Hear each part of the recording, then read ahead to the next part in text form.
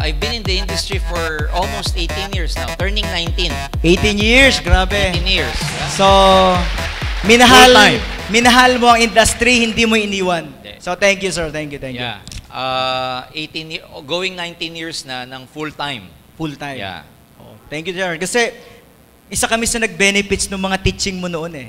Ng 10 years ago, 11 years ago, ng mga 10 years na sa industry. Ako, 12 years na sa industry. Sir, ito, unang tanong.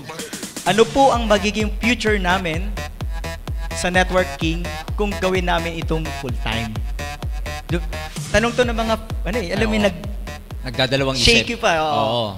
Well, itong question na to, this is quite, hindi naman simple, pero hindi rin complicated. Kasi if you're gonna ask the question, ano magiging future namin sa networking, ideally speaking, kung ang nagtatanong, may commitment talaga dun sa business, talagang maganda ang attitude niya, kung talagang wholeheartedly magiging seryoso sa negosyong to, at gagawin ng full-time yung business, we all know for a fact na pag mas marami kang investment in terms of time, effort, sa business mo, sa network, especially in AIM Global, mas malaki rin yung return sa'yo. Bakit ko sinasabing hindi simple? Kasi pwedeng may mag-full-time na hindi seryoso eh. Pwedeng may mag-full-time na hindi naman ganun kalalim ang commitment. Tama. So, it doesn't matter kung full-time ka o part-time ka. For the last 18 years that I've been doing the business, what matters, hindi yung time na i-invest mo. Secondary na lang yon. Mas importante kung ano yung attitude mo at saka yung laman ng heart mo. Part-time ka nga, pero ang treatment mo naman sa negosyo mo, pang full-time attitude, tatalunin mo yung mga full-time, pero tanghali na gumising bago magbenta. Correct. Tanghali na gumising bago tumawag ng prospect. Pupunta sa office para tumambay lang, hindi ka magiging successful. So it doesn't matter if you're full-time or part-time.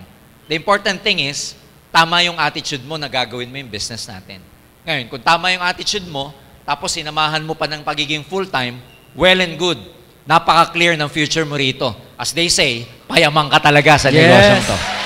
So, attitude. Attitude, yeah. Commitment is Oo, attitude. kasi doon yun eh, dahil marami akong nakitang nagpo-full-time, pero they never make it a point to maximize their full-time. Kasi pag sabi mong full-time, dapat mula umaga hanggang gabi, ginagawa mo, kaya ka full-time.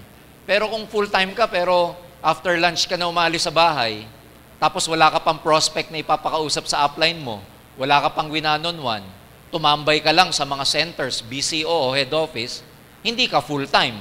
Fooling time ang tawag sa'yo. Fooling time. Ha?